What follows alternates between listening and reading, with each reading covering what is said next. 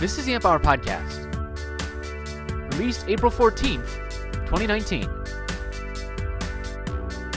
Episode 438. An interview with Bart Dring.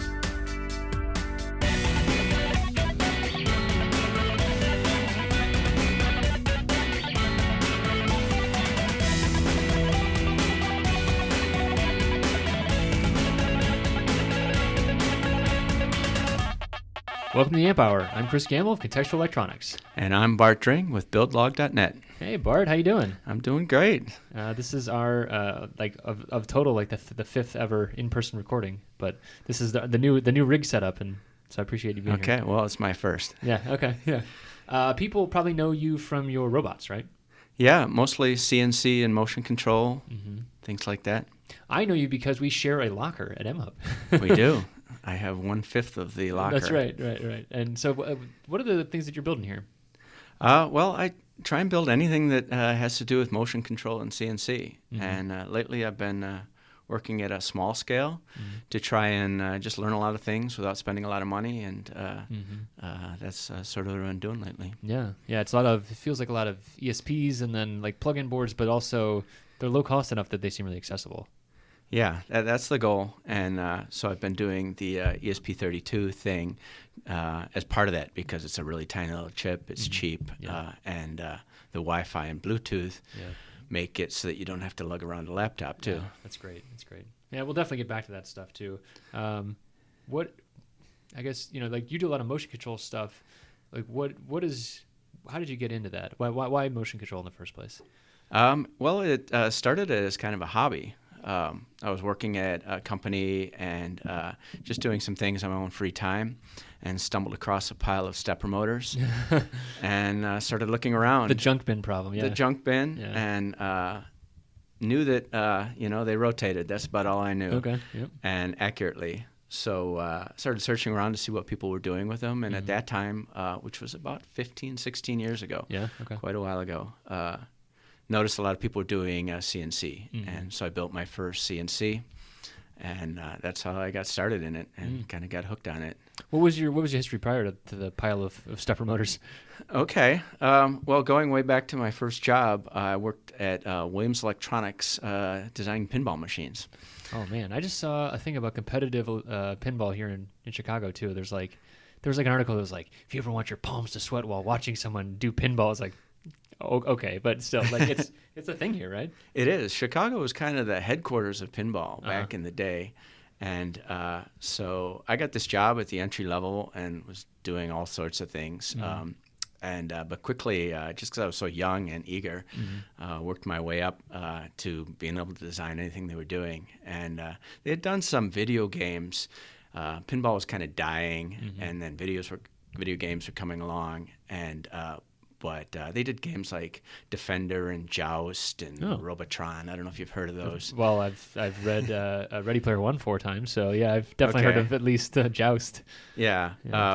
But then Pac-Man came along and was really just killing everyone else in the industry. So they decided to make a go at it again with pinball machines and tried to put a little more life into them than they had where they left off, and so like electrifying the playing field more, that kind of thing of like and sort of making it more three-dimensional. Now, if you look at a pinball machine, it's almost like 3 levels with wire racks and stuff like that.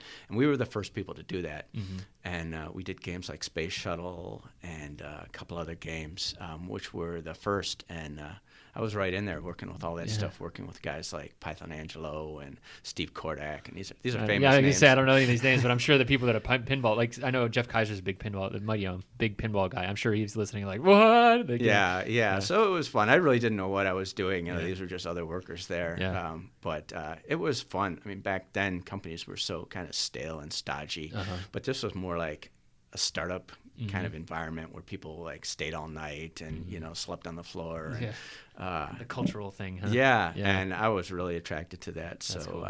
That was a lot of fun. But after about 3 years, I kind of got the itch that like, am I really an engineer, or I'm making pinball machines, and decided to look around and got another job In hindsight, it was really stupid way to think about it because, sure, I was having a great time and I was doing some good stuff, and the people that stayed there did some really amazing stuff. But it was just an itch I needed to scratch and get out of there. I think that's the thing, though, like that quote unquote real engineer thing, like that. I've asked that of myself in the past too. It's like, am I doing everything that that I have this ideal of what an engineer is out there? And it's like, at the end of the day, it doesn't really matter if you're enjoying what you're building new things. But right. But I think that's a common yeah, thing. and I was worried, how it would look on a resume. You know, I did the pop-up clown and all these funny things. And tell me about a time that you designed a pop-up clown, Bart. But now in interviews and things like that, when I talk to other engineers, they get all excited about the pinball stuff. So it probably I was wrong about that as well. I just always think about like the current draw on the solenoids and everything. Like it's just like serious. Oh yeah, it dims all the lights, and it's pretty crazy. I'd love to get back into designing some of that stuff, but it's crazy expensive.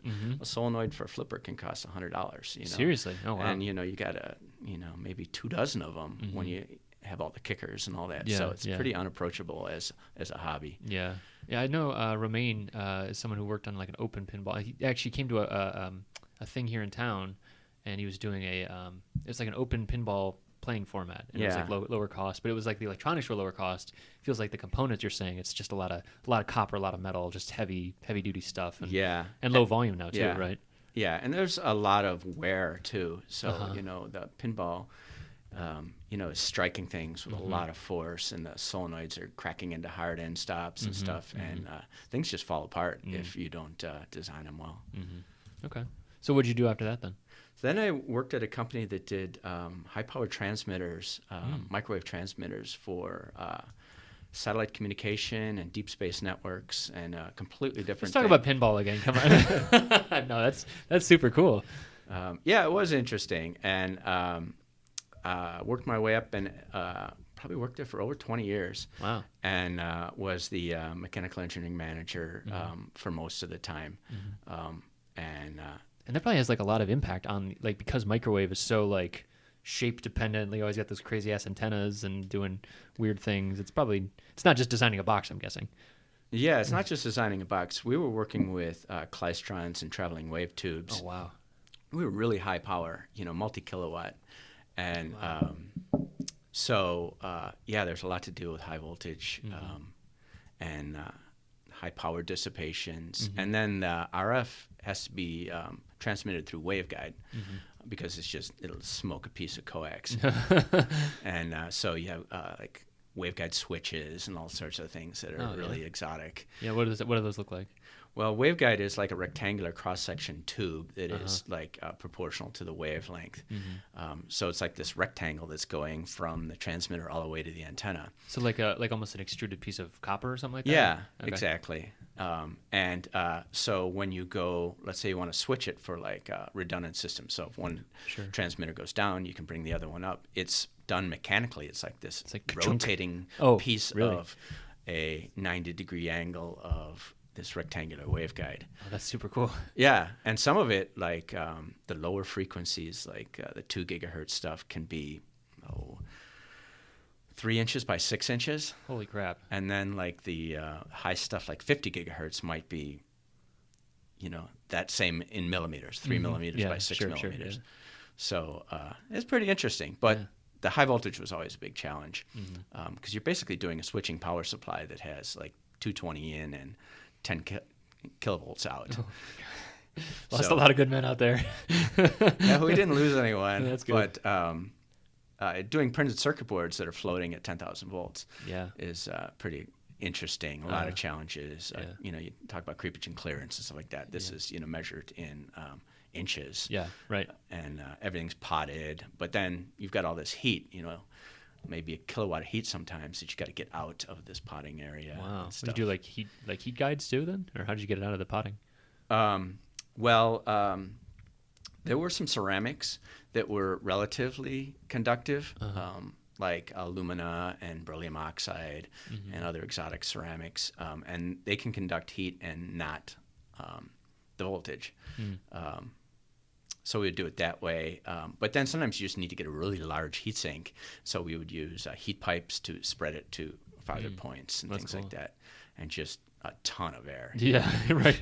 And so multi-horsepower. when you first said blowers. satellite, I thought you meant it was going up in the satellite. I guess No, this is is all base station. terrestrial Okay, stuff. Okay. So if you've ever seen the trucks, news trucks with the big antennas on the back, Oh, yeah. we made a lot of stuff that went in there. Okay. And so we did mundane stuff like, the feed for the home shopping network. Not very exciting, but Hey, I bet there was money in it though. yeah. These, a little box the size of audio amplifier would sell for $50,000. Oh my God. So, Wow. there was money in it. But then we did deep space networks for, deep space probes, things like that. Like selling to the actual the deep space network, like the 3 antennas. Yes, exactly. Oh, Yeah, I've seen one. Yeah. I've been to one. Yeah, Canberra, right? Yeah, that's right. Yeah. That was man. That place had it's like some a football gear. field that they can steer. Exactly. Did you get to go out there? No, I've seen the one in Pasadena though. Okay. Yeah. And I think there's one in Spain. Is that where the other one is? I think so. Yeah. Okay. I didn't know that there's one in Pasadena.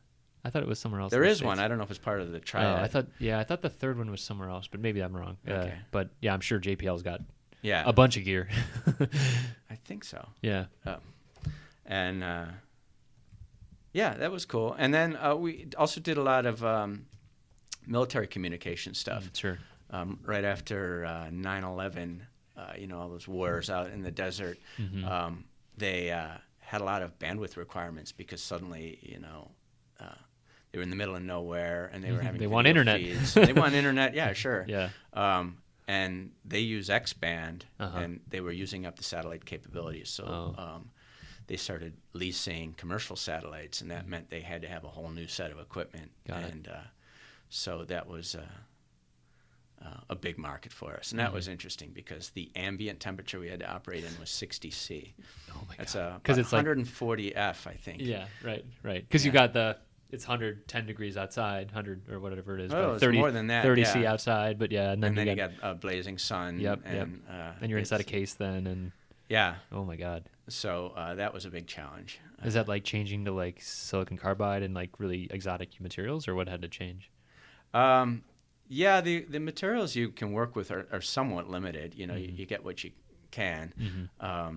But it was just increasing the cooling capabilities and increasing the airflow and stuff like that. Yeah, that's crazy. And a lot of it was outdoor rated, so it was like on the back of a Humvee. Yeah, right.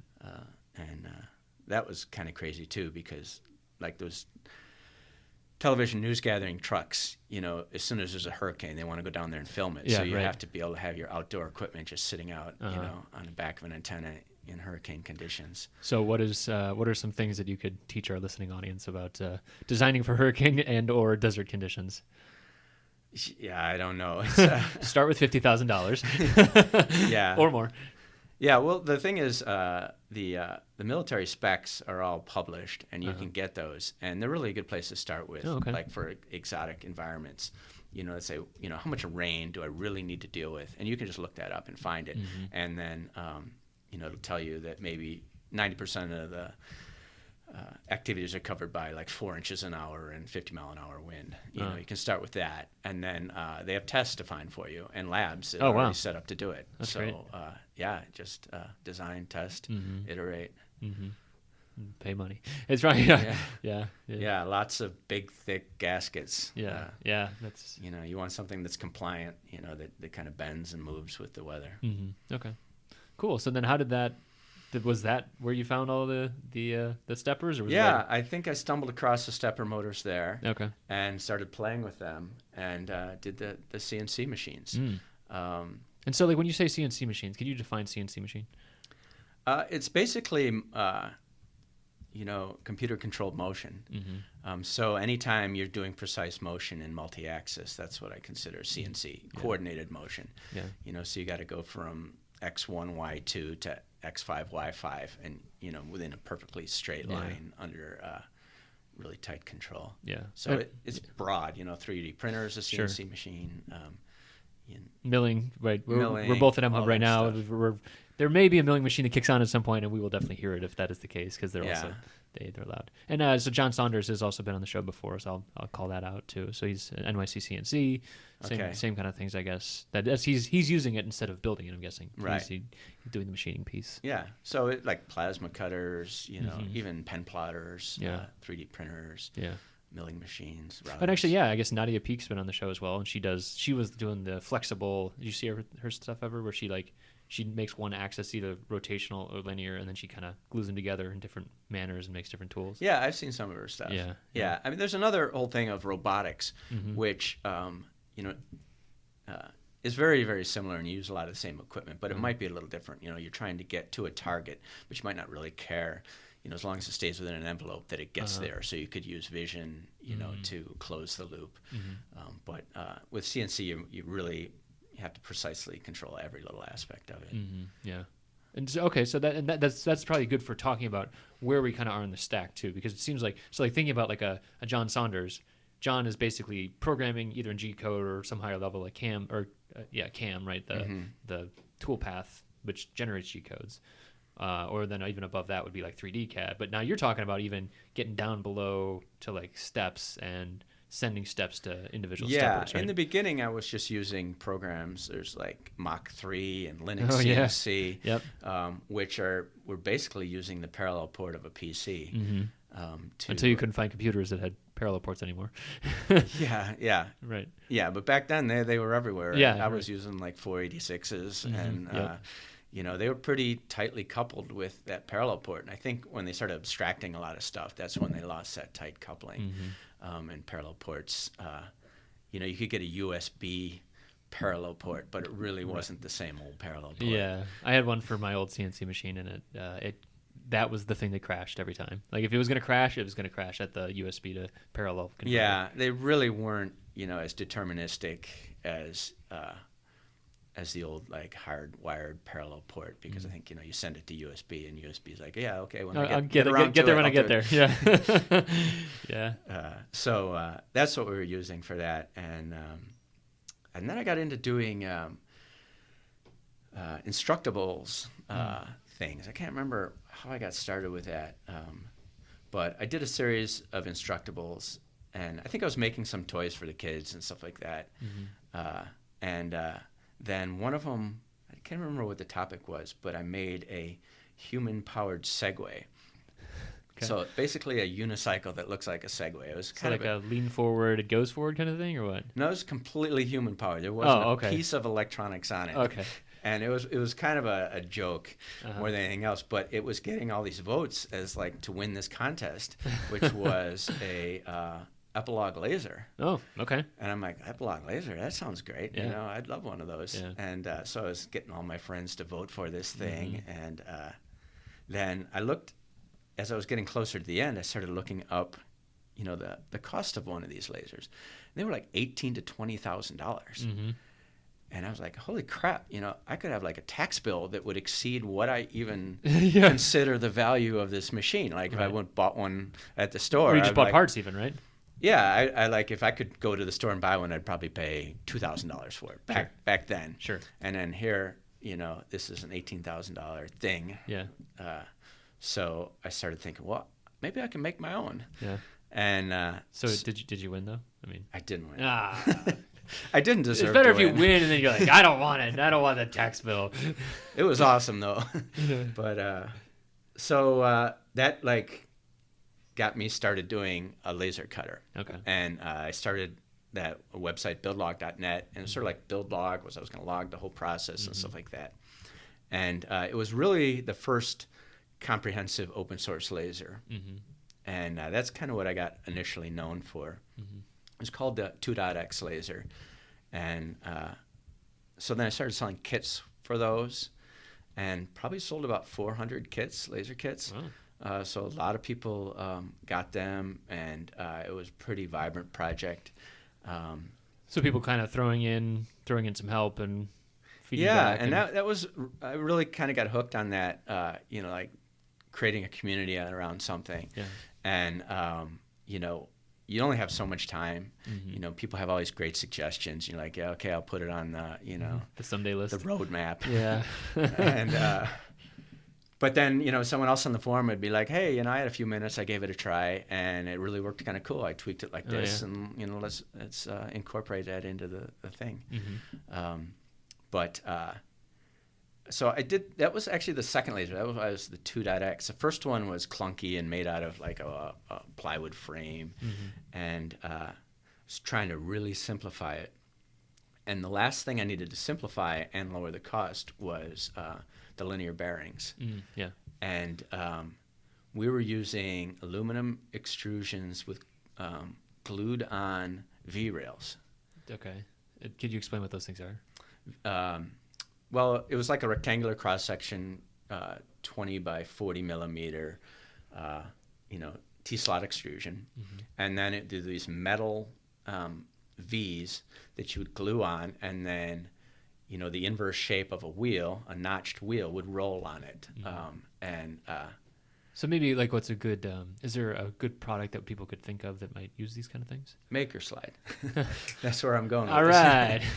So what I thought was, well, maybe I can get an extrusion with the thing built in. It's only plastic wheels running on an aluminum extrusion. It can be all aluminum. So I did a Kickstarter for Maker Slide.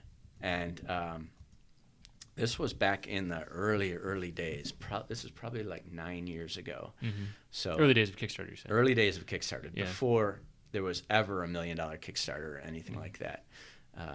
And I was asking for about $5,000 or $6,000. Got about, I can't remember, maybe 25,000, and worked out great. Yeah. And made which back then was not what people were saying either, because it was like a lot of people were starting Kickstarters without much knowledge of what they were doing.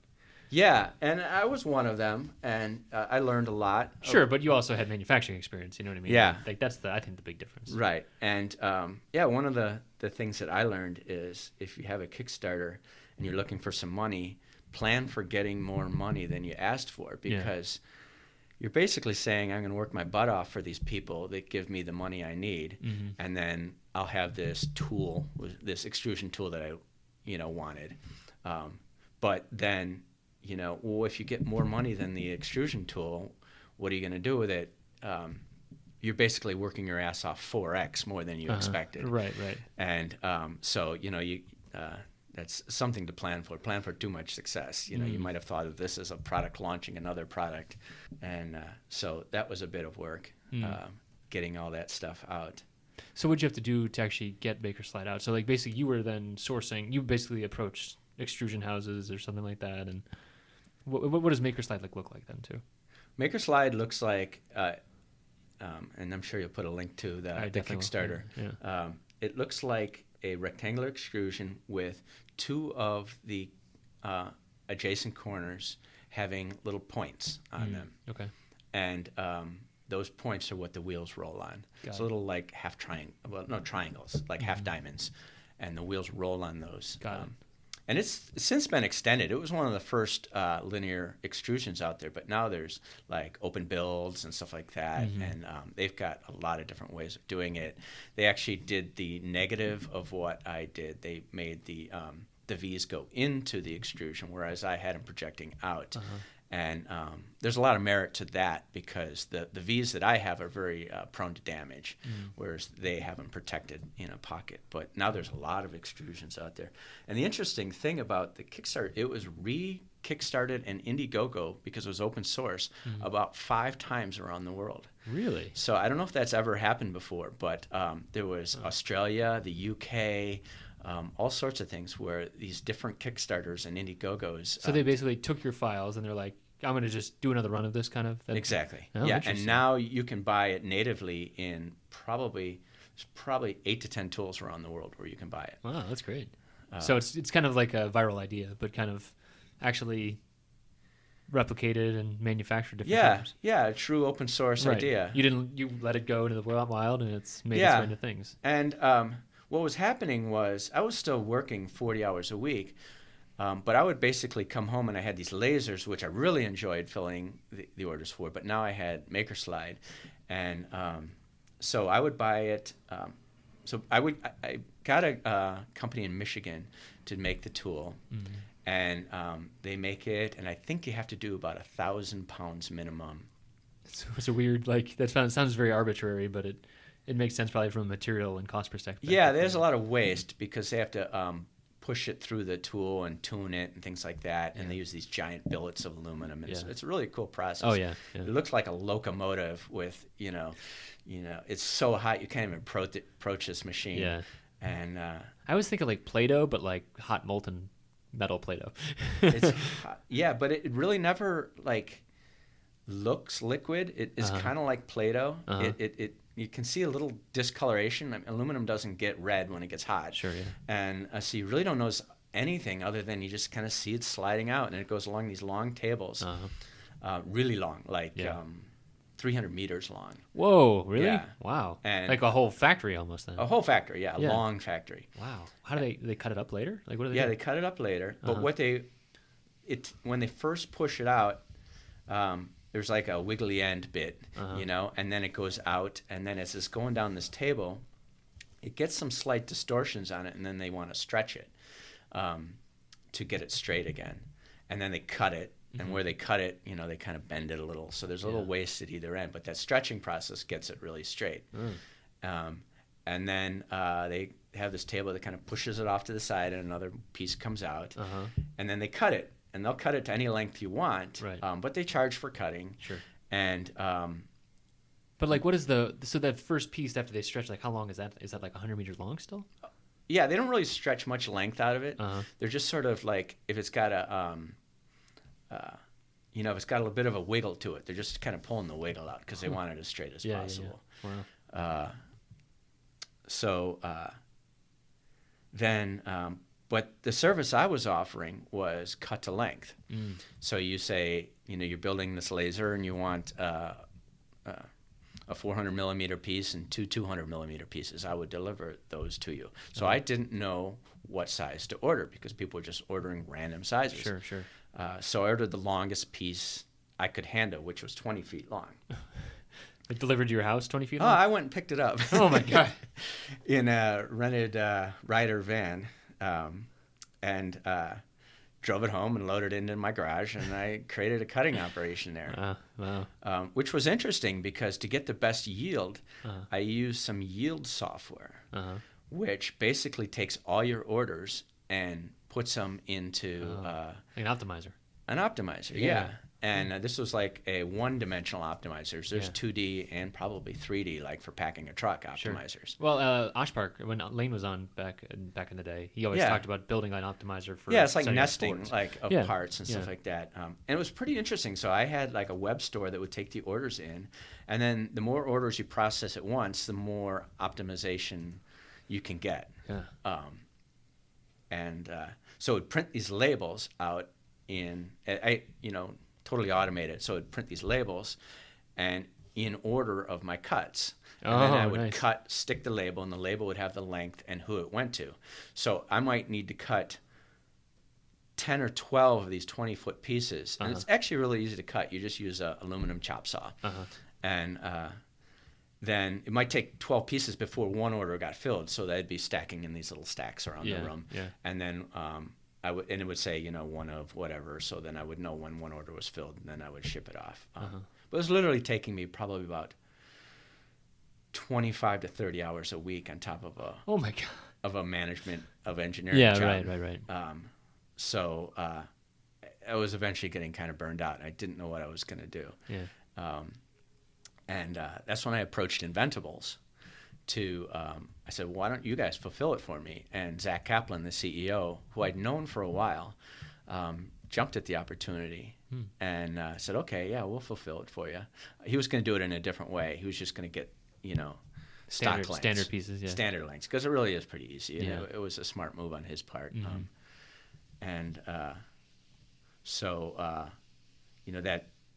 Then he started paying me a royalty, which was a real success because here it is a fully open source product that anybody could actually use on their own. But Inventables was like, no, we're happy to pay you a royalty, to help us set this up and stuff like that. That's great.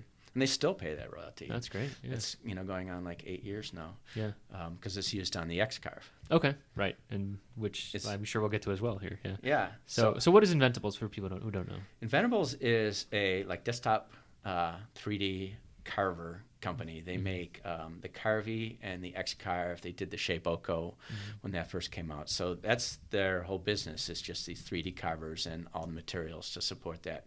They also have an online CAM program called Easel, which is very popular and is great, especially if you're just getting into super simple. It's super intuitive. Simple. Yeah. And they've got a big team that works on it, and it's very quickly catching up to more higher power CAM now. Yeah, it's like a bottom up kind of innovation thing. Yeah, and it's really easy. It's kind of live. You drop a circle on one side and you see your piece of wood suddenly have a circle cut out of it on the other side. So it's really quick feedback like that.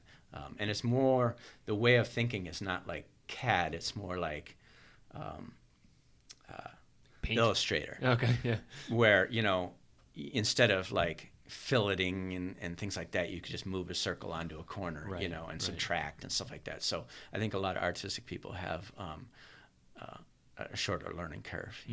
Yeah, that's good. It's interesting too, because I feel like tools like that, as they move along, that ends up impacting future CAD innovations, right? So like Autodesk in 10, 20 years, right, when people that started in elementary school potentially using easel, or they're going to be like, oh, well, all of our users expect this instant feedback type thing. And obviously some of them are going to learn parametric, but some of them are going to ask for these features, and it'll just eventually start to kind of impact how features are developed. It feels right. Like. And, like their native import is SVG, which is like so far away from the CAD world. Like, Yes, I do know this. Like I have, I use Creo or Pro Engineer, which has exports like 80 different formats, 2D and 3D, and none of them are SVG, Definitely. But, it was a smart move because it's really, it's the language of artists, right? Right. They don't know what a DXF is or, things like that. So, that's kind of where it's focused. But the way I met Zach was originally Inventables was selling a lot of materials to laser cutter people, and they would give like Epilogue these kits of little samples that people could use. So he reached out to me and he says, I was looking for, the #1 open source laser out there, and was surprised to find, it's just 2-3 miles from our office. Chicago, yeah. And so, he was like, he actually gave me some of these kits and gift certificates for people to get started and things like that. Yeah. And so struck up a friendship with him, and one thing led to another. And the company I was working for was going through a sale to a competitor. I wasn't really that interested in moving, working for this competitor. And I had this open offer from Zach. So I joined Inventables. Nice. And that was about 7 years ago. Right. And it dovetailed nicely with your already interest in all the other CNC things anyways. So yeah. So at the same time that they took on MakerSlide, they took on the Shape Oko through Edward Ford. And he did the original Shape Oko, and he worked there before I did for a while. So as I was coming on, they had already got a little start, but they were looking, to a little more focus. So I came on as, I think my title was Director of Product, but I was basically the engineering director and stuff like that. Yeah. Guy who builds things. Guys who tells other people how to build things too. Yeah. And but it's a fun company to work for. Yeah. I mean, everybody there is so enthusiastic, and it's not like, it's taking me back to the Williams days, where it's just fun, interactions in the hall, and everybody's excited about everything and hangs out afterwards and plays with the equipment. Yeah. So it was real fun to work there. Yeah. So what are the three? So there's you said the Carvey, the Shape Oko, and then the X-Carve. So what are the differences between them? The Shape Oko was the very first machine made out of MakerSlide. Okay. and Edward Ford did a Kickstarter on it at the same time. His Kickstarter was more like, I want to make an affordable CNC machine. Give me some money, and I'll figure it out. Oh wow, okay. And real open. Yeah. And but it resonated with a lot of people. Yeah. And he was funded and stuff like that. But halfway through the Kickstarter, he's like trying to figure it out, as the money's coming in. And I had my Kickstarter going on at the same time. And he's like, hey, that's exactly what I need to make this thing work. That's a good idea. And he's like, do you mind if I take it and make a router out of it, and a CNC router? And I said, no problem. So that's how the Shapeoko got started. Got it. And then he eventually left Inventables to do a new version of the Shapeoko on his own. So we needed to quickly change the Shapeoko to differentiate ourselves. So we did the X-Carve. Got it. And just sort of beefed it up in a lot of areas. And we made it for sale with a configurator, so you could sort of buy it with all these different options. We vastly improved the electronics and really beefed up the power of it. And made it look a little cleaner with the black look and stuff. Right. And so in both cases, they're like, so it's like an H format, right? So like rails on, there's like horizontal, if we're saying vertical rails, and then there's like a center, the H pieces that goes across, and then we call that the gantry. Gantry, that's the word. Thanks, Bart. You know your stuff. You should gantry, get into gantry is like supported on either end and has a moving carriage on it, and it's an easy way to get a stiff machine out of like low-cost components. Sure. A lot of 3D printers are that way, and a lot of milling machines, and even the like the ShopBot is that way. Sure, yeah. Which is ShopBot is a pro-level machine. Some people don't like the ShopBot software, I've heard. So yeah. But I mean, companies buy it. It's big too, and that's the other thing. And so the rigidity matters because you're now spinning a bit and you're pushing it through material. It's milling effectively, right? So you got that horizontal force. You needed to know where it is in 3D space. Yeah, right? and you don't want the machine to bend, and flex, things like that. But it's still an entry-level machine. It's made for people to put together on their own and experiment with. And, cool. Okay. So what are the electronics that are driving that kind of thing? There's a software program that runs on an Arduino called Gerbil. Gerbil, Garble, Gerbil. GRBL is the acronym. I've got on good authority that it's pronounced every one of those ways. Oh, okay. Like Kaika. Yeah, exactly. Yeah. And I call it Gerbil. And people say garble, really? Garble. Yeah. Okay. Garble. Yeah. Like I said, seems like that's a little more negative connotation. Yeah. Like I said, I call it gerbil. Yeah. I'll probably call it 3 different ways throughout this talk. Yeah.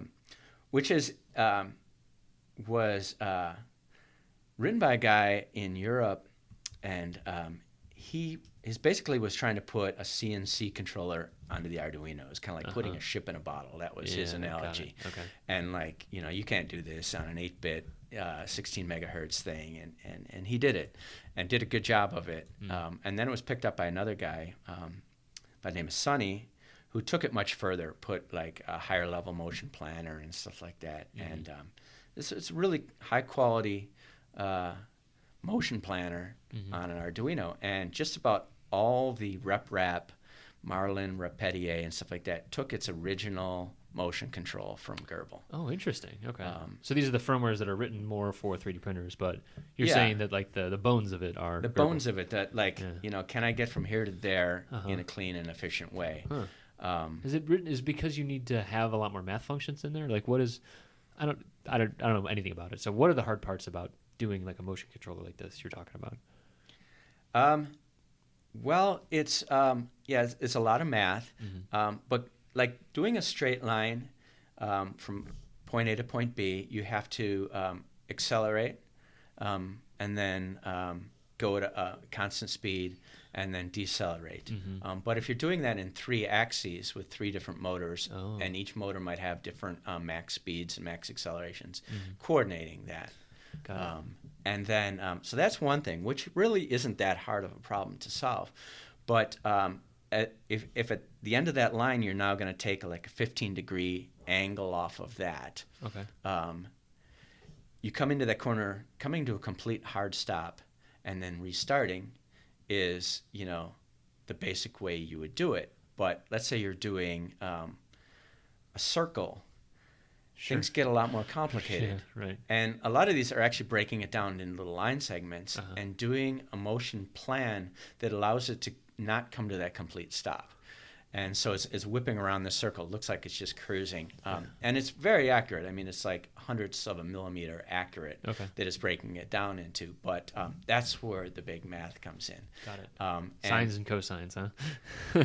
Yeah. Well, you want to avoid as much floating point math and as much canned libraries and things like that. So is it like all lookup tables and stuff like that, or? No, it's just avoiding a lot of that stuff. Okay. And hard coding some stuff, and a lot of register level access. There's not digital write, pin 11 high. Right. It's more, poke it right here, at a byte at a time, so that you're doing 3-axis writing at a time and stuff like that. So you're pushing a byte into a register that's now handling 8 outputs. Oh, really? Wow. That's how it's optimized. But they originally had to do it through compilers and things like that. But then they cleaned it up so that it could be compiled right out of the Arduino IDE. So it's pretty accessible that way. Yeah. So why did it stay So it sounds like it was started as like a challenge to get to something efficient. But why did it keep doing that when there was obviously other? It was just because it was accessible to anyone because of low cost, or?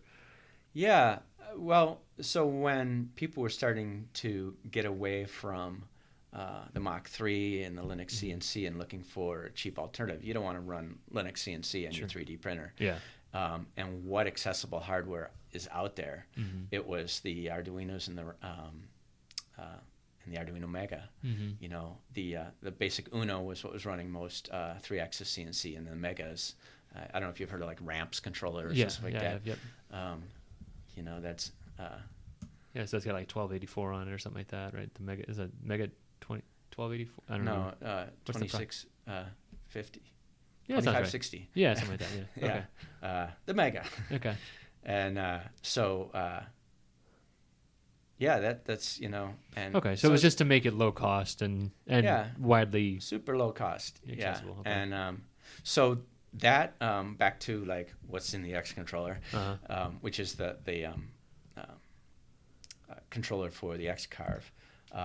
It's got that as the sort of the motion planner, and then it's got stepper drivers and things like that. And a lot of people use these plug-in stepper drivers that you've seen on RepRaps and things like that, which are like dual 8-pin rows, and they're available from like Pololu and China and stuff. We use some higher power ones that could do like 4.5 amps per motor, and they also did some current control so that when the motor's idle, the current drops so the motors don't overheat. That's good.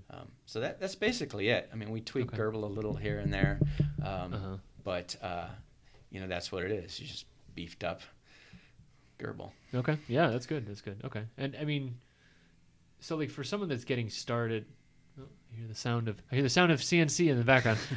So someone is getting started into motion control. Like, is it something that they need to consider? Like, is it like, so if someone's listening right now, they're like, oh, what Bart's saying is interesting. Should they feel like they ever need to dig into Gerbil, or is it more? Are they going to be operating at a higher level at the beginning? You can operate at a higher level, just through a sender, which is like sending the G code to Gerbil, because an Uno has very limited RAM, so you're not like, you don't load your job onto the Uno. You're sending it a move at a time, and it's buffering them. Got it. But and then breaking that out into the actual steps, you're saying? Yeah, so it can like load like 12 moves at a time, and then smooth those moves. And as one is finishing up, it's loading a new one and replanning and things like that. But you need something to stream the code there, and that streamer can isolate you from what's going on in Gerbil. And then a lot of them look a lot like Mach 3 and Linux CNC. Sure. Okay. So you don't need to know that, but you can also treat it just as like a general motion coprocessor. So if you're trying to do something totally different than CNC, you just want to, move a pen along the wall or something like that for doing, generative art or something like that. And you're like, okay, I can do all this front end stuff, but how do I get the pen to move? You can just almost treat it like a black box, and a lot of people do that. So like, what would they then pass? Like, what's the example high-level command they would pass then? Is it basically like XY? Yeah. So it's called G code, and like a typical move is like G0, which means move in rapid speeds, and then you give a point to where you want to go. So it's not from here to there. It's like you already know where you are, and so it'd be like G0, X10, Y10. Which would move to those coordinates. And then the next move would be off of that. And if you want to move at a specific speed, it's like G1, same X10, Y10, and then feed 100. So it would be 100 units per minute. Got it. Could be millimeters, could be inches. So that's pretty simple abstraction. A little cryptic, but yeah. A little cryptic, but it's pretty abstract from all this other mess going on behind the scenes of coordinating 3 axes and stuff like that. So you could write out by hand on a single sheet of paper all the codes you need to know. Okay. So it's not, that cryptic. Okay. Yeah, I mean, it's cryptic, but not that cryptic. Yeah. Yeah. Okay. It's not like a programming language or anything like that. Right. Okay. Yeah, and I think the other thing too, it's good is to walk people like up and down the stack. That always kind of helps me at least. Is like understanding like, okay, so if I start in SketchUp or Fusion 360 or Blender or whatever, that is a 3D model that's on my screen. And then from there, that's either going to go into like a slicer or a what's a cam tool. That's CAD, and it goes into a cam tool like a slicer or a motion control type of thing. Then that's pushing G code out, right? Yeah. And that would then go down to a controller. Hopefully that it can which executes the motion, and hopefully everything gets done. Right. But then the G code then gets translated into basically step. Yeah, exactly. Okay. So that's the full stack pretty much. That's the full stack. Now, there's programs like Fusion 360 and easel, which are breaking down that stack to look to less steps. You don't even see some of the transitions of going from my art to my G code. You're just going from what looks like your art straight to sending. But in the background, somewhere's in the background, all those steps are happening. Yeah. Okay. That makes sense. So you then have taken Gerbil and you've put it on a different processor, right? Yes, I've done that a couple times. And the first time I did it on the PSOC 5. Oh, okay. And that was so easy. I think I did it in 3 days. Wow. And why PSOC 5? I love the PSOC 5. Yeah. It's I don't know if you've ever used it. I've not. No. But I've heard you talk about it a lot, I think, and other people. It feels like people that are into it are like really into it. It's got a great IDE where you visually map out all the peripherals, and you can sort of create peripherals on the fly and stuff like that. You sort of drawing out of a pool of resources, creating these different peripherals. So if you want an interrupt to toggle a pin, you can do that all in hardware, kind of FPGA like. So what you're doing in Gerbil is you have these interrupts. You've got all these pins doing different things. Like when you send a pulse to a stepper motor driver, it has to be a very specific shape. It might have to have a direction first, then a short delay, then a pulse length and stuff like that. That eats up a lot of resources on things like the Arduino and stuff like that. You can just create those pulse shapes right in the so, and also you kind of like, what's the code for an interrupt? You just drag an interrupt out on the screen and say generate an API for that interrupt I've just pulled out. So it's really, really quick to get up to speed on the hardware. There's no looking up data sheets, things like that. And then if you do masking, need to know lots of masking. Yeah, if you do need to know like some of the deeper stuff, you just kind of like right click on that thing and it brings up the data sheet. Got it. And there's a data sheet for each peripheral, not like this 1,200 page data sheet of everything. So I've always used it for prototyping, because if you have like ADCs and D to A's and all this stuff, You got this breadboard full of all these things. In this, you're breadboarding on the screen, but it's a very expensive chip. For a hobbyist, it's like $15, and it's a complicated thing. So I usually prototyped on it and then switched over to real hardware that I could afford in quantity. But I ported it to that, and it worked great. It was so easy to use and things like that. So what about the porting process too? Because like what? So Gerbyl's written just regular code. You said it wasn't compiled anymore, so it was still like Arduino accessible type stuff. So like what kind of functions do you need to actually move over though? Like, well, it's all written in C, so you're working in C in both areas. Sure. So like if the motion planner, it is almost drag and drop, but you can do some optimization because you are working in 8 bits versus 32 bits on the PSOC 5 now. So like some of the math gyrations they're going through, you might be able to simplify some of that. Yeah. But I worked from the outside in. I needed all these peripherals, and I said, okay, I need 3 timers. I needed a PWM, and then some of these other interrupt and pulse gyrations I had to do. So I got all those, made sure those things worked. And then it was very easy to plug in the rest of Gerbil. Okay. So it was really, really pretty easy. That's great. But I didn't get a lot of traction with that project. Put it on GitHub. A lot of people were interested. But without any real hardware for anyone to operate it on, it really never took off. And then when I started making these smaller devices and putting Bluetooth on them, the PSOC 5 didn't have Bluetooth. It didn't have Wi-Fi. So I'm adding more modules. It's getting more complicated. And that's about the time the ESP32 came out. And that seemed like the dream chip for me because it was cheap, super tiny, and had all these radios on it that I could use.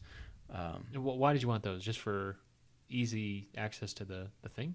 Well, at this point, I'd left Inventables, retired. Didn't get to that earlier, but blah blah blah. Yeah. Done with now I do the robots. consulting and some sales and stuff like that. But so I'm self-funded on all these little projects I want to do, and so I'm just tiny scale, and trying to bring my whole CNC machine to hardware happy hour. Yep. So that's when I wanted to go really small, and I did not want to bring a laptop that I would also have to power up and find a plug for and stuff like that. Right. So that if I could just run it off my phone, then that would facilitate these small scale machines. What's the point of a machine that can fit in the palm of your hand if you also need a laptop to run it? Right. So that's why I started putting Bluetooth on a lot of things. And right, and you started bringing things like the little the Nickelbot and the Polar Coaster, the laser coaster cutter, things like that. People have probably seen me posting tweets about them incredulously every time. I'm like, look at this thing that Bart brought to another meetup. Makes us all look bad, but it's also awesome. So yeah, there was a lot of pressure. I had to come up with something every month, but that was the impetus for doing the ESP32 stuff. And but that's a completely different animal than anything I've ever worked on before. When I first jumped into it, the documentation wasn't great. They were just bringing it into the Arduino IDE. Yep. That's probably Angus who was doing that stuff. And that made it attractive because I was still, wanted to overcome the problem with the PSOC, which was people were intimidated to work with it. Right. So to make a community around it, pretty much. Make a community around it. So it was really important for me to use the Arduino IDE. And the documentation that was out there was really at the IDE level, as if you were doing Arduino blinkies and stuff like that. Sure.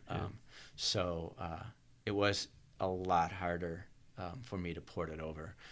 Because at this point I'm dealing with multiple cores, RTOS, and all this other stuff. Okay. So and some of the things that aren't documented are what works in interrupts, what works in the RTOS, what doesn't. The API has, the public functions defined, but what's going on behind the scenes. Right. So how much did you have to use that stuff? Were you only using APIs, or did you have to dig down deeper? So my plan was to use the primary core that the IDE uses for the Gerbil stuff. and then reserve the other core for the Wi-Fi and Bluetooth stuff. Yeah. Because if you're refreshing web pages from your phone and stuff like that, I did not want that to wreak havoc with the step generation. Right, exactly. It's like halfway through a step, it's like, no, wait, hold on. Got to do a post. Got to do a get, I was actually doing that. Yeah. It was actually well behaved and everything was coordinated, but it would stutter and stuff Really? like that, Wow. When I wasn't getting it right. High network traffic, so you could tell, real easy. Yeah. And so by using the one core and avoiding the RTOS for Gerbil, I was using just a primary thread and interrupts. And but the API is very RTOS friendly. They expect you're going to be using it. They expect to be dealing with the problems of someone using the RTOS. Yeah. I hope I'm getting all this right. No. But so when you crack open the API and look at it, you're like, there's all these mutex or however you say it. I say mutex, but yeah. And like things mailboxes and all that stuff. Yeah, or semaphores and everything stop, do this, everything start, and you're like, no, that's not going to work for me. Right. You want it basically just a straight ahead microcontroller level type of thing. No, right? and with not having a lot of experience with RTOSs, I'm sure I could have done a better job with the RTOS. But even though I had some help with it, it just wasn't producing what I wanted. Yeah. So I worked on it for about 2 months and kind of shelved it for a while. Went to a SuperCon a couple years ago, ran into all the ESP32 guys like Jeroen. He got me excited about it again, so I gave it another shot, and he gets everybody excited about it. Like that guy's he's just an exciting person, he does some crazy stuff. Yeah, I think he's got access to a lower level documentation than I do. Well, he works there, so he talks to the people down the office. So that's when I decided to really double down on it, and then it took me about another 2 months to do it, and part time here and there, and well, it's interesting too because so you're talking about this thing that's running. It's got 12. You could throw 12 step commands. I think I'm saying that right. To like an Arduino based Mega 328 style one or Mega even, but so then what was the difference in terms of productivity of now it's running an ESP32 on a single core? Is it you can do anything with it? Is it way better, or is it just kind of the same and similar function? It's hard to quantify that because if you add up the numbers, it seems like it would be huge. Sure. You got 8 bits versus 32 bits. 4x. I don't know how that math actually works, but especially when you're trying to do 32-bit math. Yeah. It's hugely more efficient. It's also got FPU on there. Okay. And it has 2 cores, and the Arduino's running at 16 megahertz. Those cores are running at 240. Yeah. So if you start multiplying, it feels like it's just some horsepower differences, right? But it's much efficient. And then the RAM is much higher. These 12 commands you can put in the planner. I don't know how many. I mean, I've ramped it up to 100, and it just at that point it just seems kind of silly to go any further. At a certain point you're not even streaming anymore. You're just storing it in RAM, right? So you're buffering up that much more, So it's running. So the basic step generation, an Arduino Uno or Mega, is probably gonna max out at about 30 kilohertz. And after that, your interrupt is almost going to start stepping on itself, because the divisions, are running out of space there. Now we have I say we because a couple of people helped me out. It running at 120 kilohertz, so it's 4x faster on the step generation. And at that point, even if you're 32x micro stepping and stuff like that, stepper motors just don't go that fast. Sure, right. There's just physical world limitations, you're saying. Yeah. When you're running a motor that fast, the power starts dropping off on a stepper motor with high step rates. And so then it just runs out of power and just can't keep up. So we really haven't pushed it further than that. Okay. probably could. Sure, but at this point, who cares, right? I mean, you're at the point where you want to put other functions in it, or you have this tool now that feels like you're developing with it. Right. So that was finished in about September of 2018, and so that's been very stable since then, and demonstrated on a lot of machines. Started developing some controller boards that people can use it on. I sell those on Tindy. Done some OEM sales of them with people putting them in various things, and which is crazy. I mean, like you now have an ESP32, like one of those little ESP32 breakout boards for like $6, $7. I mean, the cheap. Amazon price is about 10, sure, and the AliExpress price is as low as 4. Right, but if you even just bought a module, you could buy a module for $3, and so you could also design it into a product if you wanted to. Yeah, you could buy the module cheaper than that, I think. Yeah, but the accessibility is pretty high. That's the thing I was getting at. Is that like, okay, now you can have motion control without the steppers at least for pretty cheap, and now you're building robots that are without the steppers themselves now, or what, like 25, 30. What are you selling on Tindy for like your controllers now? About $40. Okay, so $40, right? Yeah. Versus 20 years ago, what would that have been? I don't know. Yeah, right. It would probably cost $150, $200 or something like that, or more, and it wouldn't be as sophisticated, right? Or accessible. Yeah. So since then, been working with some people, and we put a complete web UI onto it. So now the sender that I was talking about, how you interface, is now a web page. So you run it in your browser. That is served from the ESP32 itself. So it's basically just completely collapsed that whole end of the tool chain into on-chip. So what would you put onto the web page then? So the web page is like jogging controls, like a command terminal is on there. The whole I want to change my max speed. Used to have to go to a terminal and type $$3 equal right. 1,000. But now buttons and it's sliders. buttons with descriptions and things like that, and it's giving you digital readouts of your position. Wow. Has Mach 3 come for your head yet? Or I mean, they're charging what, $600 for whatever that 20 or 5-year-old software is. I don't know. But that's like what it would be replacing, kind of, right? I mean, like Mach 3 was that software level kind of stuff. Yeah, that's it's more replacing the senders, because Mach 3 is it's the step generation, it's all that stuff, and it's it's a lot deeper than that. Like, even Linux CNC is way deeper than that. That's what the Tormach and stuff like that is running on. Which is a commercial CNC. I think that's what we actually heard before. Was the Tormach PNC 1100? Yeah, and. So, and the other thing is now there's SD card interface is kind of standard on all these cards. So you just through your web page, you upload the code onto the micro SD, which is on the module, and then you can run it from the web page. So you basically have everything right there. Got it.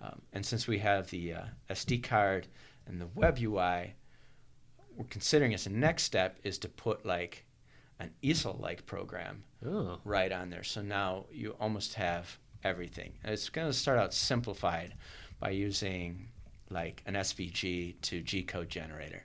So you bring that in, drop it on the web page. It does a conversion for you, mostly for things like drawing machines and stuff like that, where you don't have complex feed rates and lead-ins and stuff like that, where you're just touching a pen and drawing. But you have virtually infinite capacity to serve material from an SD card through that web page. Oh, and you're saying there's enough RAM to actually run a program that could do all that other stuff? Well, it would be it would be just served to the web page, and the processing would be done on the browser side. Oh, interesting. Okay, so it's a JavaScript based. Exactly. So you'd serve the JavaScript to your web page. Interesting. Okay. So we could do G-code visualization, all that stuff. Yeah, that's cool. So that's cool. We're pretty excited about that. Most of the web work is being done by a guy named Luc he's in France. And he also is working with some other programs. So it's sort of like a universal web front end for this stuff. And he even has it for the ESP280, 266 if you just want to put it on ramps. Okay. You know, you just plug in the 8266.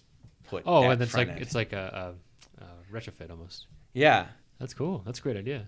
Yeah. So now when I demo a machine, I have an SD card with all of the demo code I want to run. Mm-hmm. I open up my phone, I hit go, and then I can close my phone, and the thing will run totally autonomously. Because the file you're saying because all the G code file is on that SD card. Yeah, which is being pulled off Right. by the ESP32. Okay, so if you were gonna have so if you had the KiCad logo, because you made stuff like this before, the KiCad logo is a G code. At some point it's been converted to G code. You're saying that this web front end that Luke's doing would basically allow you to then on your looking at this file now you'd basically be able to re-render it and say, oh, that is the KiCad logo. Exactly. Now he hasn't done any of that yet, and Sure, he might sure. not be the one who does it because he's not. He's an expert in like a web UI, but Sure. not necessarily SVGs. Sure. Yeah, that could be done. You could Okay. just drag and drop an image, and a lot of the stuff like easel and all this plotter art and stuff like that, their native file is SVG. Uh-huh. So that if you have like this universal step where it goes to SVG, whatever to SVG to then G code. Right. It's like these ad hoc translation layers, effectively. Yeah. Yeah. That's And cool. then you say if you create something that goes to SVG, we got the rest of the chain for you. Nice. That's great. That's really great. So if you can pack it onto the SD card. Right, and then the storage capacity Yeah. is another thing is like insane, Right. right? You can get like 128 gig for pretty cheap. Right. So what's nice about the way it works is, I'm taking this machine to an unknown location, like Hardware Happy Hour, some random bar. Mm-hmm. I have no access to their Wi-Fi, so it's going to come up into an access point mode, and then I can get on that access point with my phone. Yep. And then work it that way. So at that point, I don't have easy access necessarily, like especially with a phone, to the larger internet. Mm-hmm. So I am trying to get as much as I can right there. Mm-hmm. Like if you get a logo, you might download it and then switch over to this access point. But if it Right. were in your home use, Sure. you would immediately put it on your home Wi-Fi, Right, and it right. works after that. That's great. So okay, let's talk about some of the machines you built too. So we've talked about the Nickelbot. What is that? The Nickelbot is a wooden nickel engraver, laser engraver. It's about the size of a brick, Oh, a little bit bigger. taller, right? It's Yeah, it's half a loaf of bread, half a loaf of bread. That's good. Yeah. half a loaf of bread. Yeah. And it's got a hopper. You load the hopper vertically with wooden nickels, and then a little bed moves under, picks up a nickel, clamps it, and then moves it under a laser, and then it laser etches it. Of course. Yeah. And then when it's done, it ejects it out the front. That's right. So that was a fun one. And it seems like I'm demoing a lot of these things, at events and bars and things like that. So it's always nice to have a worthless tchotchke to take away. Mm-hmm. And these nickels cost, 4 or 5 cents from Amazon if you buy a big bag of Yeah. them. Right. And they're pretty uniform size. And that's just a good way of demonstrating it. And I always like to bring something that's kind of a conversation starter. Mm-hmm. They see the laser blinking in there, and Sometimes you see the laser when someone's opening up the Yep, thing yep. to do some maintenance during the bar times, and I look Yeah. straight at it. I'm like, oh my god, I'm going blind, and then you tell me that that's actually not how it works. But that's not how it's going to work. Yeah, But yeah. it's definitely I avoid that. All my laser boards have now like interlocks good. on them and stuff like that. So if you open up a door, it's going to shut it off. But of course, everybody's like trying to peek through the cracks and yeah, see right, it and stuff right. like that. Yeah, you which want to is- see a laser if it's there, right? which is it's reasonably safe. Yeah. It's not going to hurt anyone because the laser diffuses so fast. It's actually defocusing really, really quickly. Mhm, yep. But I usually put a window on which has a filter for the laser, Mhm. so that the laser doesn't come out. Especially these visible lasers, Mhm. like an IR laser is not going to go through glass, but the blue lasers will. So you have a filter, and then they're looking through the window and they see it kind of like getting brighter and dimmer and brighter and dimmer, but they can't see the laser. Yeah. So they're always kind of trying to sneak away in. Yeah, right. And then you did the same thing. That was the coaster you did as well. So there was another. Yeah. So another one I did was they cut square coasters And to make it as small as possible, it was a traction feed. So the width of the machine was actually smaller than the size of the coaster. And it would, poke in and out through the front and the back, and it would cut shapes out of a drink coaster. And then it would pop it out the front, and you'd poke out the shapes because they were kind of loosely fit in there. And that was another good demonstration. Yeah, that was interesting too, because I had never really thought about a robot having the extra, I guess the Y direction in that case was just a roller, and then the X was the actual gantry going back and forth. And then that's the only two motions that it needed. A lot of like vinyl cutters and things like that work that way. Okay. Or old school like HP pen plotters, where they would just move the paper back and forth. Yeah. And then they could use roll paper. They could use anything like that. So I took that idea. And the coaster, again, is a very well-controlled size. So I could make it just for that. And that you had to feed it in. But it was kind of cool because it would kind of grab it out of your hand, do this little etching, and then spit it out the front. Yep. So that was kind of a crowd pleaser. Right. Well, it's amazing, too, when you think about it, like so many CNC machines. I think this is like what Nadia worked on a lot, too, is that like so many CNC machines, it's like linear motion, rotational motion. Those are the two things. And it's like you could have some other more unique, not unique, but like exotic type motions, but most of the time you don't need them, right? It's just replace, putting these things together. So then you took the rotational and you did another coaster bot. So yeah, well, that's sort of like what really interests me is exotic kinematics. And so a lot of my machines incorporate some weird kinematics, and that was where the polar coaster came in. That was using round coasters, drink coasters. And we should probably not go to bars as much anymore for these events, huh? You just make all these coaster things. I enjoy it. They do have beer. And so when I thought of the round coaster, I thought, well, how can I exploit the round shape? And that was by making a polar-based machine. So it's basically spinning the coaster and just moving the pen, and it only has to move from edge to center because it can get anywhere by rotating the coaster to get there. Yeah, right. So it's just about breaking up the line segments so that they kind of match that new paradigm. Right? Yeah. There's a lot of crazy kinematics that are involved, and Gerbil doesn't natively handle kinematics. So initially I would make polar post processor, so it would break a line into little segments and then do that. And I don't know if I could do a good job of describing the problem, but if you were to draw a square centered on a coaster, you're basically dealing with 4 points, all equal radii from the center when you're drawing this. Yeah. So if you told a polar machine to draw that, or a non-polar machine, it would leave the pen down between those points. Sure. Yep. There is no change in radius. The polar machine would basically draw a circle with those 4 points exactly in the same spot. Right. So I hope I did a good job of explaining the problem. So if you broke that line into 2 pieces, now you would get a point in between those 2 points on that square, but it would make a hump between doing the same problem. Okay. So you keep breaking it down until the hump is basically below your threshold of, like, I would say like a 1/4 millimeter. So it might be 100 lines. But Gerbil loves little lines. It just slams through them and like they're not even there. Right. As long as they're sequential too, it'll actually As look long as pretty they're sequential and there's not a strong angle between them. Okay. So like if you did a really acute angle, Gerbil will come to a complete stop because it can't effectively round that. But like a square, it actually does a little bit of rounding that you can't see, which cuts down on some of the stop and acceleration. Interesting. And so that's just what that's actually a good tie back to the software too, because that's what it's actually doing. Yes, that's the secret sauce of a motion planner is how it enters and exits corners. Okay, interesting. All right. So what about some other tool? So then let's see. So you did some other drawing tools as well. You did the draw badge. Was that next or was that? Yeah, I did the draw bot badge. That was back when badges took over for fidget spinners. I had to get into the badge life realm, and I made a drawing badge which used hobby servos. And I'd done a couple other hobby servo projects, so I was familiar with that. But that was some crazy kinematics going on there as well. What about that? There's like 2, you'll have to like post a link so anyone can see. Tons of links, in the show notes. So.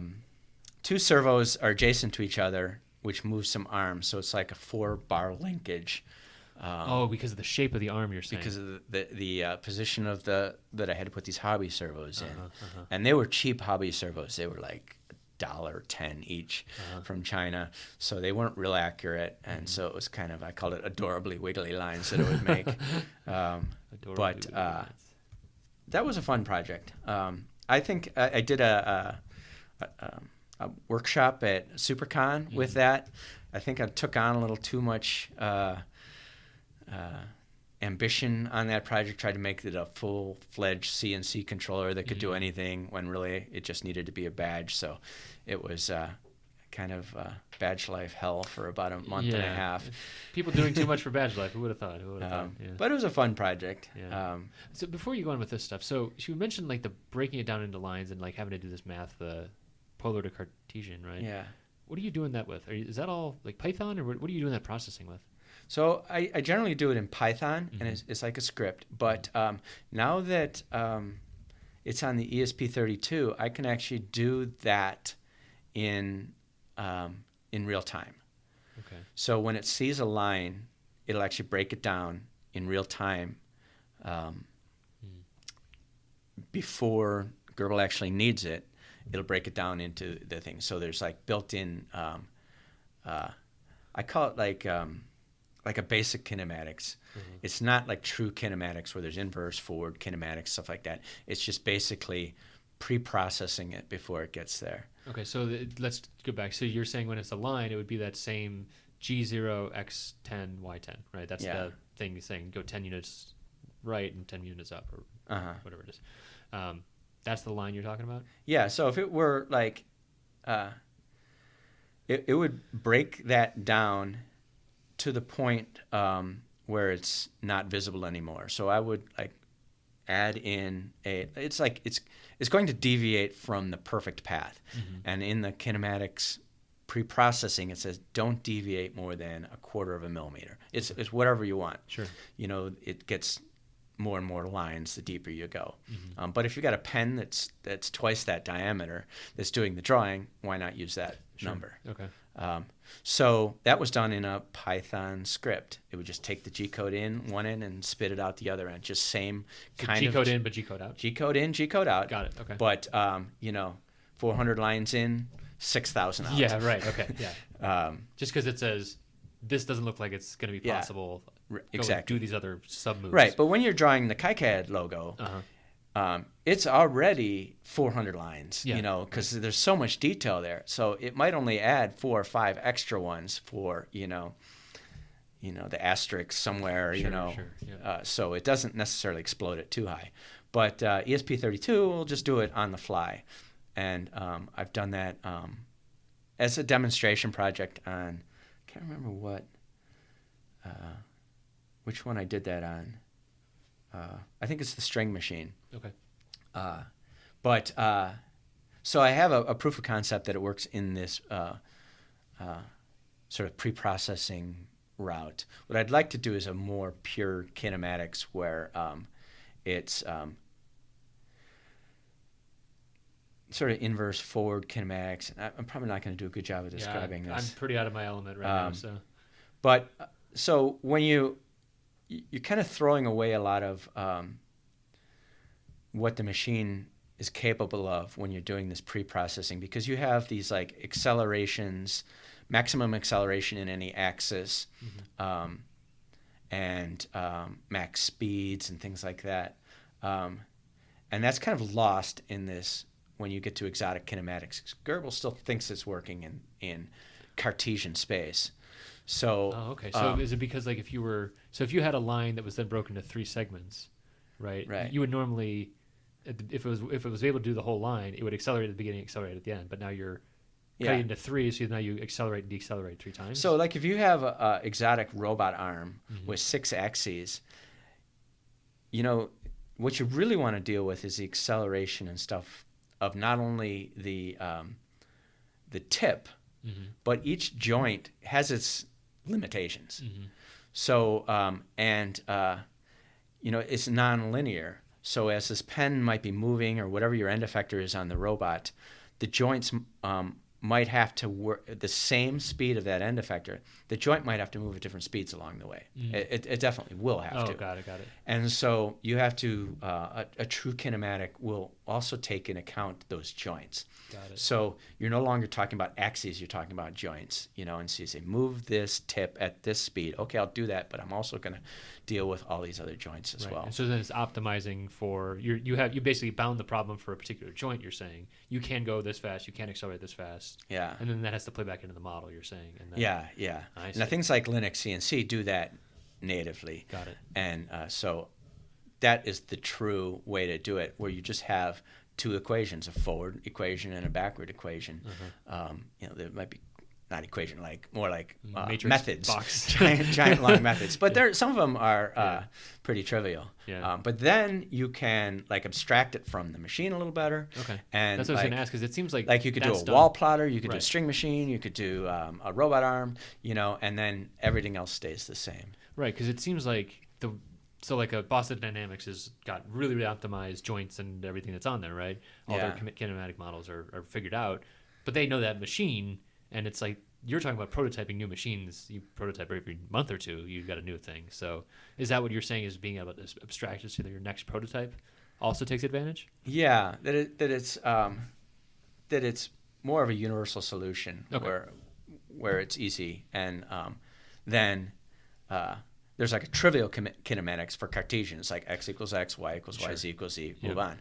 Yep. And then for a core XY machine, which is like a Ultimaker machine, or the MPCNC is. Sure. Well, that's not core XY, but it's where the actuator's in the middle. Yeah, And then it's like a T-bot. Yeah. I probably got a couple of those wrong, but there's that's like these styles of machines. Yeah, you're then you have a set of formulas for that. It's much more universal solution. So you don't have to rewrite a new translator until you make up a new weird way of doing things, right? Yeah, and it's also, it's not so bodged into the code like it is now. Yeah. Yeah. Okay. Well, you mentioned the string bot. What's that one? The string bot was my most recent machine, and that's a string art, and I did a great video on it, which explains it entirely. But basically, and I won't do justice to the video or how I explained it, but basically you're making art with string. And I saw it on Hackaday a couple of times, and I saw a circular one where it's nails around the perimeter of a disc, and you run the string from nail to nail. And I've always been interested in string art, and I said, I got to make one of those. And this was an interesting design process I went through. I was swamped with other projects, so I had this in the back of my brain, and I think I almost... You talked about this at 3 different lunches we had together, together, I keep talking about it, but basically it never was my fingers on a keyboard or pencil to paper. Just months of just running it around my brain, and it was kind of an interesting way, because I had the machine completely designed, and just never any time to actually make it. And then finally I got a time to do it, and so basically I based it on my Polar machine, because why not spin the bed, make this tiny little mechanism that only has to move in and out of the nails. So you got one accurate axis, which is the spinning of the table. It has to be accurate enough that you get to thread in between the nails, and then all other axes are just dumb. They're just either in or out. So it was very, very simple machine. There's a drilling rig that drills for the nails. There's a needle that runs it in and out, and that's about as good a job as I'm going to be able to do at describing it. The video made it was good for that. The details. And so it was just a lot of fun to make. Everything went well, and it looks great, and it was a fun project. The software seemed like it was the tripping point, though. The software, there's a lot of people that had done the software for the string paths and stuff like that. So all I had to do was modify it for my machine, just the basic for the G code that comes out of my machine. The software's crazy. It takes 6 hours to generate to generate it, and that's right. I had to make it get down to 6 hours. I had to take my machine up to 32 gigabytes of RAM. of RAM Yeah. and a state-of-the-art, plug-in SSD, because there's still a lot of disk swapping going on. Right. That's crazy. Yeah. It's a lot of math. Yep. Yeah. But once you cross that threshold of like there's enough RAM, then the time just drops by a tenth. That's good.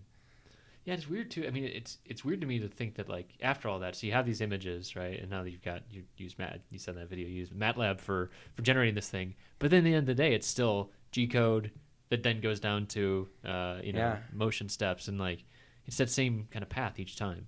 And, right. Like, do you ever see that changing? Like, is there a reason to? I guess I don't know if that's a stupid question or not, but like. Yeah, there's probably a lot of opportunity for changes. There's like, these are all stepper motors, which are all open loop. But once you start getting into closed loop, things like that, you still run the same process, but maybe instead of,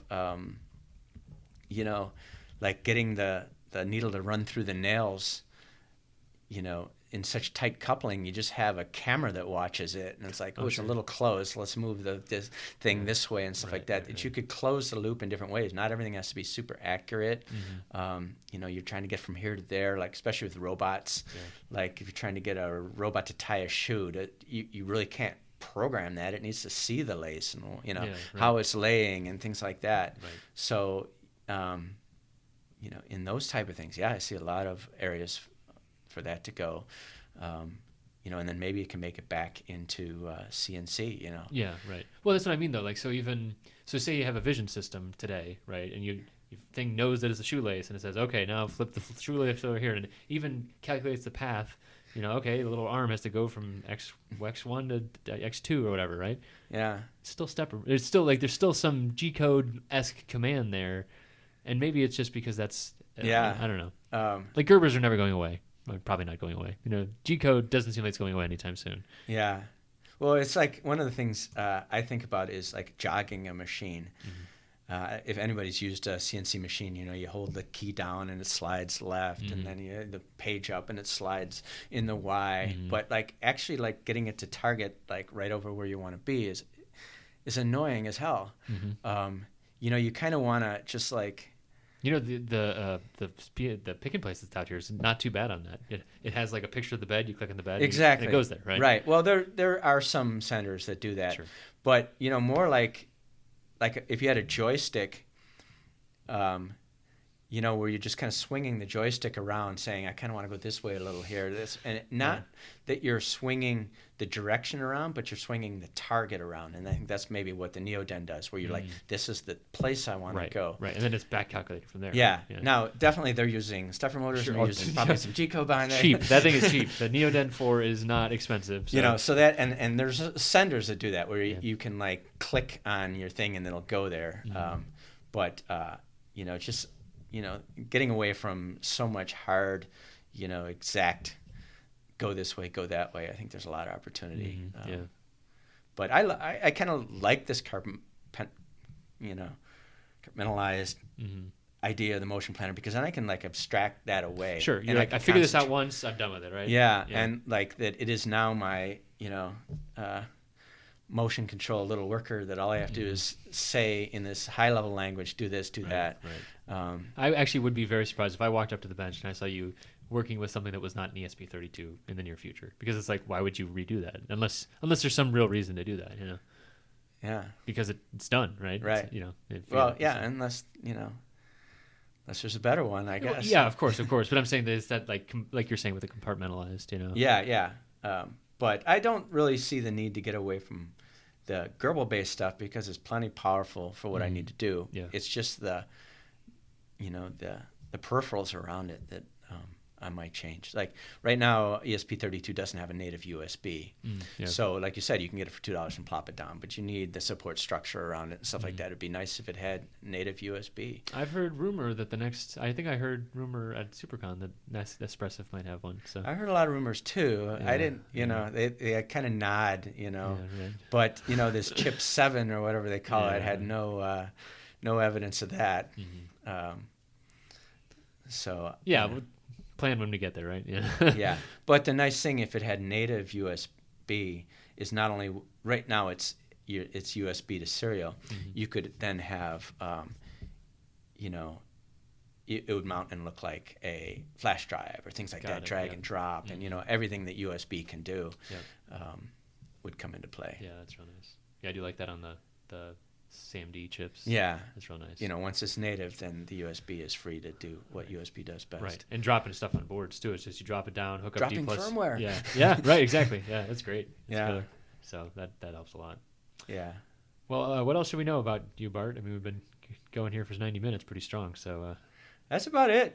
I guess I kind of dwelled on that. I'm like semi-retired. Yeah, like I left Inventables. To just kind of pursue things that I want to do on my own. Yeah. So a lot of this stuff is kind of fanciful and not for funsies. Funsies, yeah. And but I have been like trying to get this going. If you're interested, check out the GitHub for that. We didn't even bring up Twang. I didn't even think of Twang. Oh, come on, it's another project. It's an LED project. Yeah. But back to your gaming roots though too. Yeah, but. And like to move the project along, I am selling some of the controllers on Tindy and, looking for any opportunity to move it forward. Yeah. Interesting manufacturing stuff coming up, I think, too. Yeah. Hopefully I'll do some more OEM stuff. Yeah, that's good.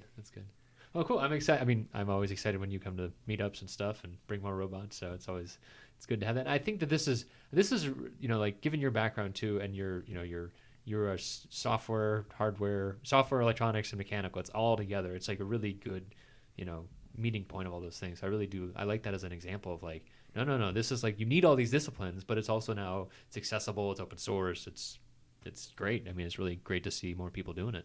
Right, and a lot of it's self-taught. Yeah. I had some formal training in mechanical engineering, but firmware and electronics and things like that. And there's a lot of things I've done where I was just like intimidated as hell. But you just push through it. I think like on the Carvey machine, we needed a new bootloader. We were trying to find someone to write a bootloader, and that sounded like the most scary thing in the world. Right. And finally, it was like over a weekend. I said, "Well, how hard can it be?" You know, it's and I did it. And that's great. And it is that. I mean, sometimes it's like saying like someone's done it, so I could probably do it, right? And it's like, but it's time and then resources and everything else, and then chunking at it, like right, really like everybody's got those. Like, I sure would love to know how to use FPGAs. You know, spend some time and dive in, right, and ask for some help online or whatever, right? That kind of thing. Make a promise you can't keep. Yeah, right. Start selling a product. Why not, right? Well, Bart, thanks a lot for joining me here. Okay, well, it was a great pleasure. All right, thanks, man.